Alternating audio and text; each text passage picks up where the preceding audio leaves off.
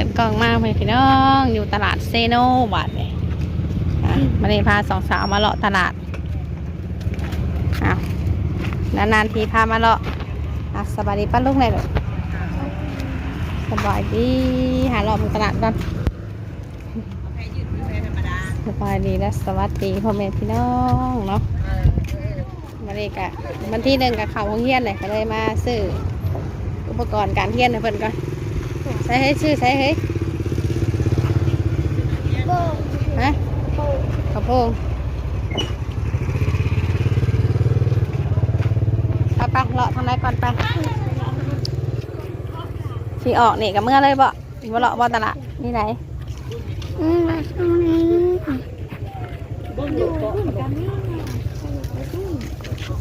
นี่น่ะเสือหอยยุกเนี่ยอยู่เลยน่ะที่ไหนเธออันนี้ได้บัตรเลยถ้าเอวนั่นแม่บอกเอาหายเด้อกระโปรงเด้อขนาดมัดจุกอยู่ขนาดกระโปรงจะเพิ่นอยากไปทางไหน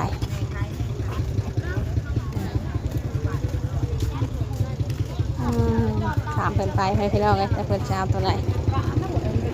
ซื้อเมื่อซับกันกับตัวเก่าอะไรเนาะเพราะว่าปึ้มเก่าอะไรเสื้อผ้าตัวเก่าเพื่อนกันยังมีอยู่ค่ะซับกันพอได้เปลี่ยนซับเป็นเปลี่ยนมันซับกว่าทันให้พี่น้องอะไรมันเปื้อนแล้วก็มันซักบ่อแล้วก็เก็บไว้ยังด้วยเสือก็ใส่ขาก็ลง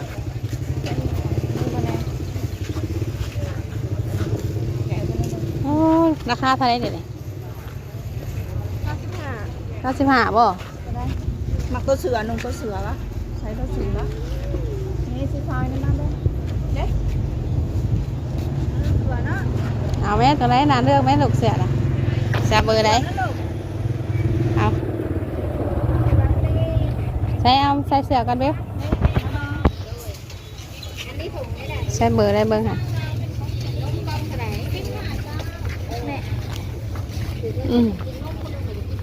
พอดีแล้วบ่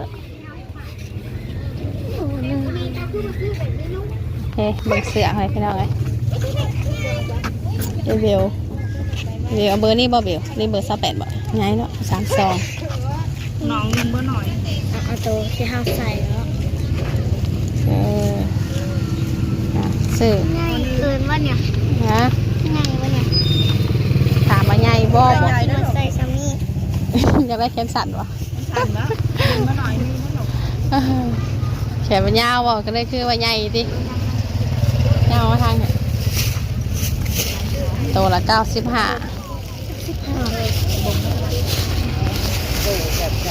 เข้าใส่เบอร์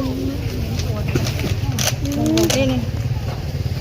จับได้เบอร์น้อยเลยนะเบอร์น้อยมันเดาสีน้องลอยมานานเนี่ยเอ้ยเสือน้ำเสือเลยนะเสือขัดตีนั่นเนาะค่ะอยาก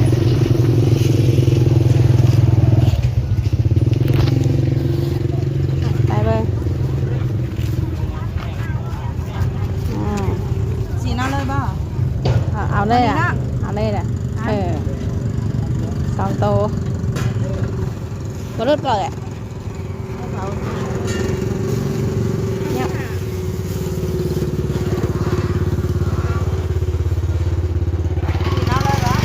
บ่เพิ่นบ่ใส่เข็มของแกนี่บ่ใส่เข็มใส่กระโปรงโอเคแสน8เนาะจ่ายเงินค่ะปลาละให้ไปแล้วคือปลาเตะบัดตัวไหนนะปลาเตะโอ้มีสีดำพร้อมบัดนี้เนาะมาเลยอะไรนี่พี่ไปนมกดสีมันจะก้อนเก่าเอาบอกเพิ่นได้ไหมลูก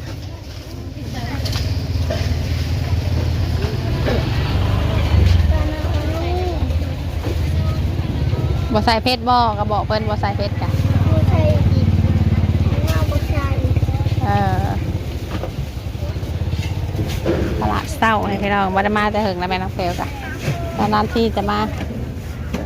ส่วนมากก็สิไปแต่ตลาดแดง เตะตักสอง ใส่เพชรเป็นบ่ โอ้ บ่เพชรเป็นสอง มี เพ สาม ชรบ่ลูก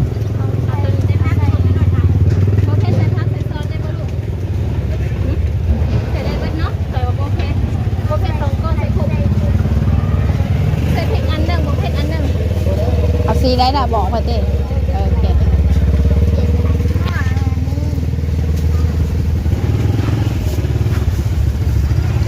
กระเตะบ่เอ้ยกระเตะบ่ไอ้ตะก้อนสองก้อนใส่เพชรบ่สองก้อนเครื่องเนาะเดี๋ยวเพชรละอย่างสิเด้อ ประกอบลูกเนาะ ประกอบด้วยนุ่มไหมประกอบด้วยนุ่มอะไรก็ได้เหรอสองก้อนเนาะใส่เพชรมาสองเนาะ อะไรอ่ะ เท่าท่านเนี่ยสองก้อนได้แล้ว ป้ารออีกได้มิวได้ยังลูก ที่เหลือแต่กับโป่งเนาะ เหลือแต่กระโปรง มามาลูก ป้าได้แต่เอาเบิ่งก่อน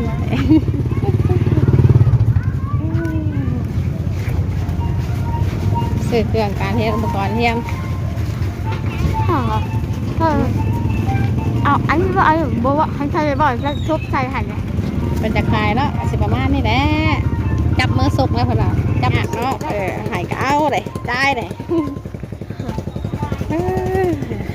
บรรยากาศอยู่ตลาดเศร้าให้พี่น้องเลย สวยแล้วแหละ นี่ก็ครึมๆเนาะท้องฟ้าก็สิครึมๆแน่มาเลยระวังรถด้วยลูกไปทางไหน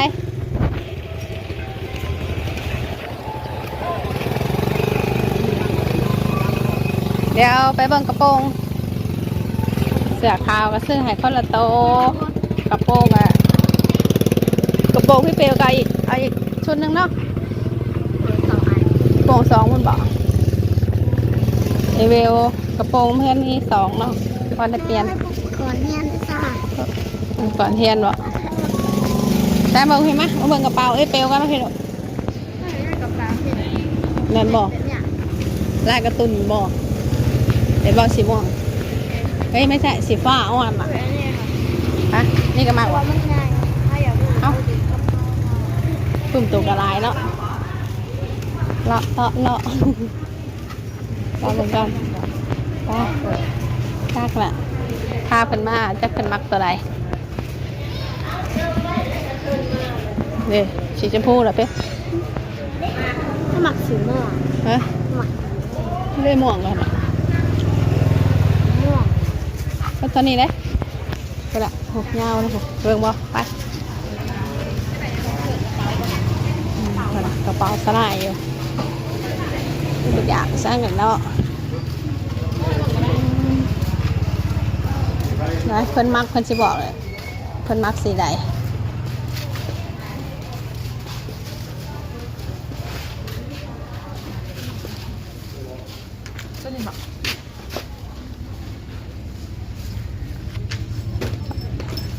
บ่ใหญ่บ่ใส่ปึ๊บ คนนี้ใช่ไหม เออ ป้ายก็ได้หิวก็ได้ป้ายบางลูก เออได้บ่มักบ่สีได้บ่งามนี่ไม่กระตุน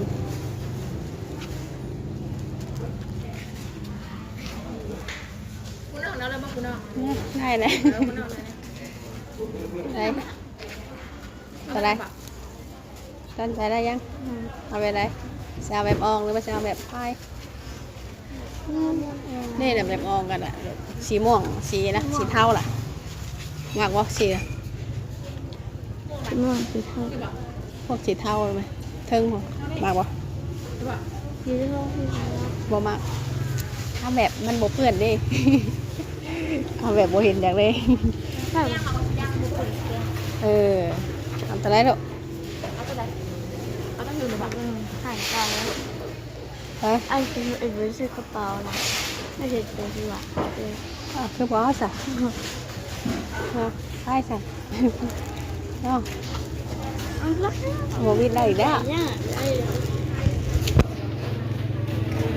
คำแบบเบิ้งลักษณะปึ้มตัวลายว่าแบบปึ้มตัวลายตัวกับเบิ้งกระเป๋าต้องใหญ่เงินเก่าอยู่แล้ว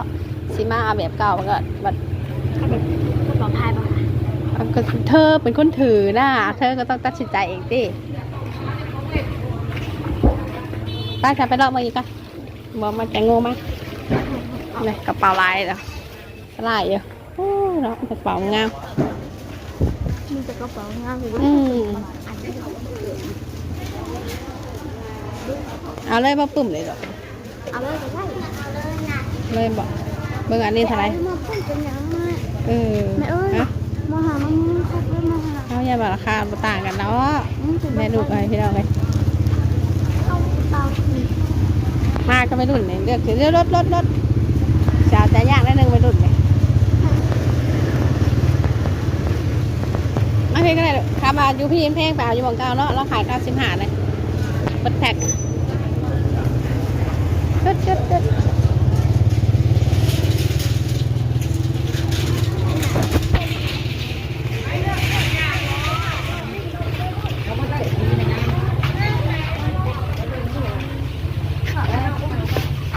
เอาปื้มอ่านไปซื้อคู่ก็ได้ป่ะปื้มอ่าน มีขายเอาที่ใส่บอ เออด้วย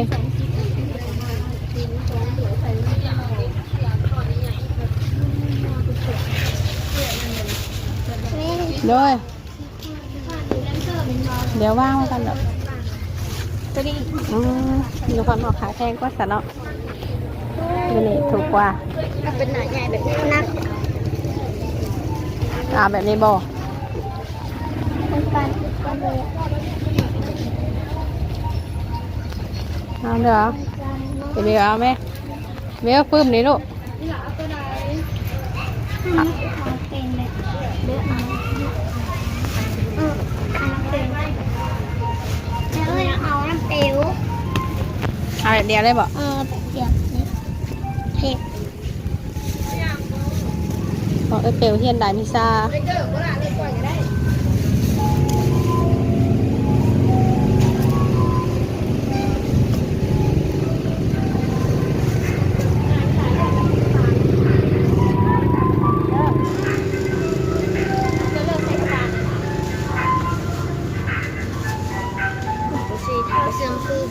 อืม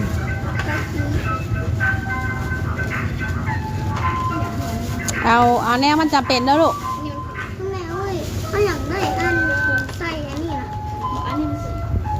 นนี้ใส่กาแฟได้ เอาไปใส่กระเป๋าตัวเด้ เป็นกระเป๋ายังได้เลยของไหมเป็นถุงแบบนั้น นี่ชิวเลยก็เห็นว่าจักกว่าเฮาอีก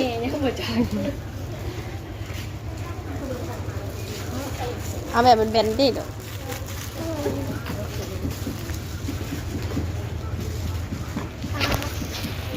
เขาอยากรู้ เอายางลบยางก็เอาครบเลยเด้อแต่มาเมื่อรักษาดีๆเด้อเหมือนเขาเฮียน2 มือเฮ็ดเทียเลย อย่าไปเอาการผู้บ่าวผู้บ่าวมีเขียนแล้วไปให้ขายนะ โอ้ยวัดพื้น แม่งผู้ว่าวได้เลยนะเฮียตลอด มีแล้วผู้บ่าว ต้นงามแบบนี้มีแต่ว่า เสียหายฮะโอ้ไปเคียนแล้วเบิดแล้วเหรอได้สอแล้วบอกว่าสอละสอบ่ไม่บอกหรอก จอบอกจอ ฮะโอเคบ่พอบ่หรอกสอเอาแล้วบ่อันเดาล่ะ เรานี่เด้ ไปได้บอก บิ๊กลืมได้ลูกเฮ็ดบักเป็นเดี๋ยวบอกเอาน้ำเหลืองเหรอ น้ำดึบได้บ่าวะ นะ น้ำดึบได้อ่ะบ่ บอกมันมีอันเนี้ยลบอยู่ บ่เห็นว่าซื้อไว้ แม่เขาเฮ็ดจังไรเนี่ย เอาข้างไงเอานี่แล้ว โอ้ย เออ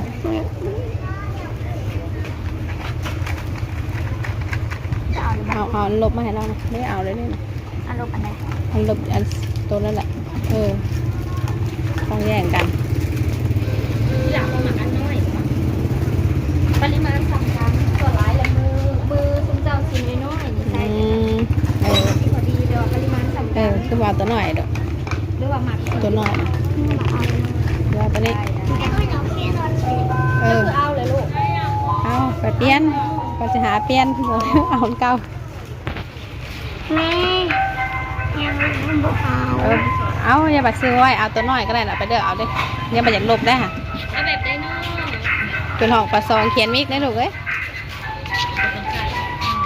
เอาว่าจะสอล่ะเอาไปไว้เนาะเพื่อไว้เนาะ แล้วอันนั้นก็ได้เลยแค่นี้เลยก็ได้เลย อันนี้มันน่ะ เอาวันนี้ สี่ เอาปะเอากระดาษแบบเนี้ยสีมันหมดสีเดียวอันนี้ผมบอกเอาบ่เอาก็เอาไว้ลูกอืม สีนี้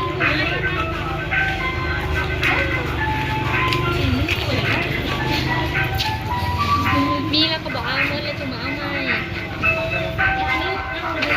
เอาสอดสีน้ำได้บ่ หาแม่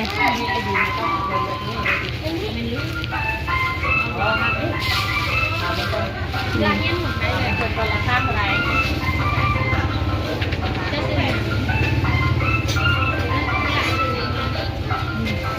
เอาไปได้เอาไปได้แบบนี้บ่อ่ะพอละคิดเงินด้วย จำนวนแม่ของพวก บ่เดี๋ยวไปเอาน้ำคู่เลยนะคู่โอเคอ่ะจ่ายเงินโอ้เนาะจ่ายเงินก่อนไปพี่น้องเลยใช่แล้วก็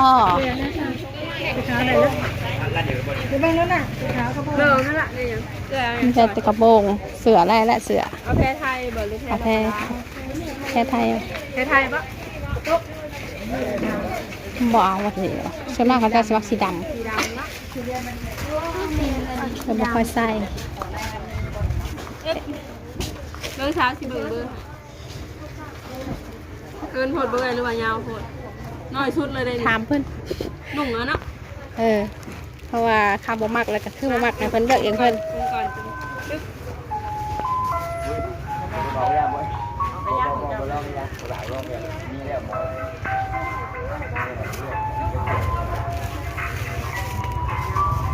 อยู่ห้องนี่แหละเบอร์สอง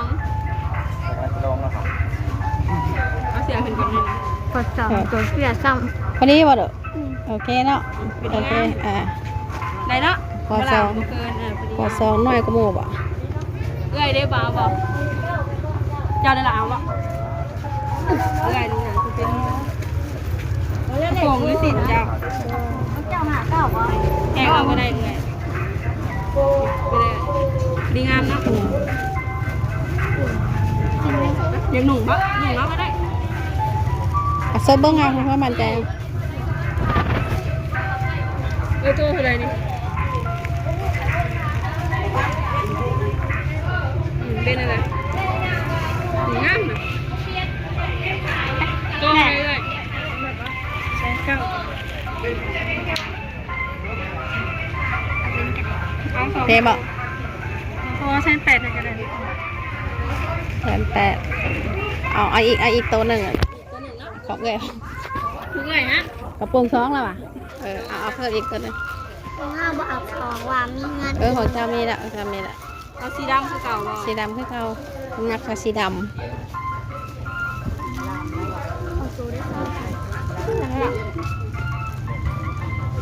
ไปเดียวกันบ่ แคบทำกันตัวกินเสือด้วยคือเป็นเอาเท้ากิน โอ้ยเสือเลยได้กินแหละห้านนอกปุ๊บโอเค เกิดกระเป๋าด้วยล่ะพอเลยบ่ มีอะไรกระเป๋าฮะมีอะไรมากบอก มีอยู่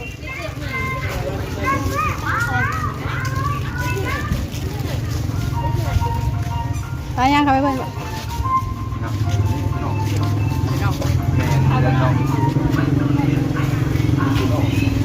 งาน นี่เกือบดู ระบบโมแบบสู้ ได้อยู่นั่นก็งามอยู่เนาะมันขาดกันไหมสิซื้อให้ใหม่มันเกือบยังงามอยู่นี่สีม่วงอะไรลูกมักสีม่วงเดี๋ยวว่าจะเอาผ้าอ่อน ง่วงผ่าน ได้ นี่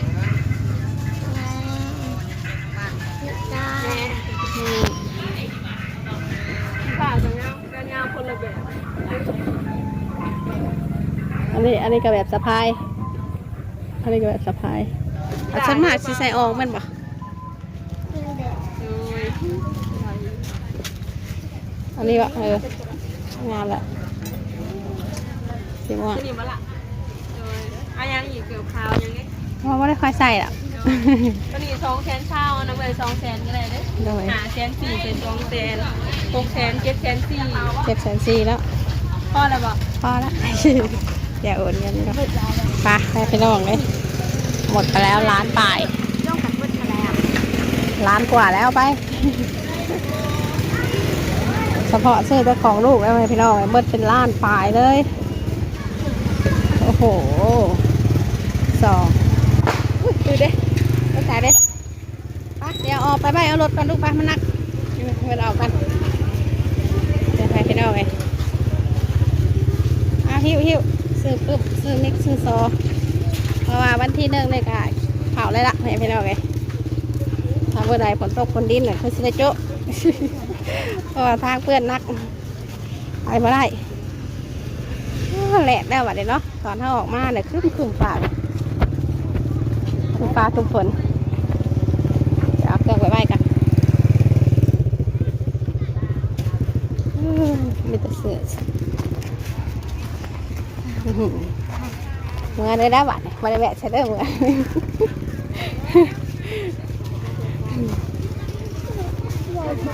บอยังก็บเลยไม่เสียขนาดเลยเลย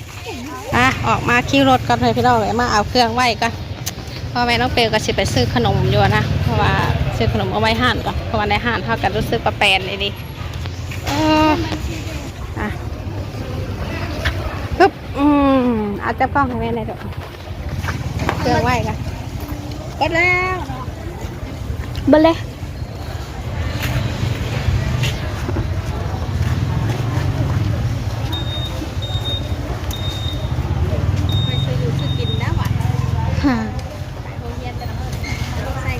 บ่เอาเงินเท่าเองก็ได้ เงินเท่ามีอยู่200,000จักว่าอันแปลงเฮียนมือเดียวเบิดเลยไปจ้ะ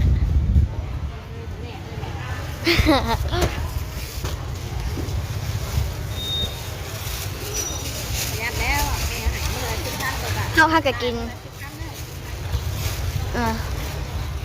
เฮาก็กินแล้วท่านมือละ10,000เนาะ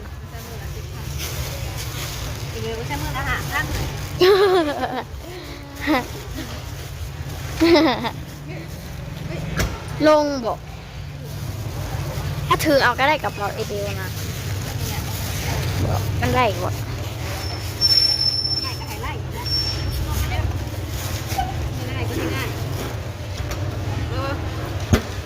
เดี๋ยวเฮ้ยเมื่อไปหนีแล้ว ขนมก็ขาย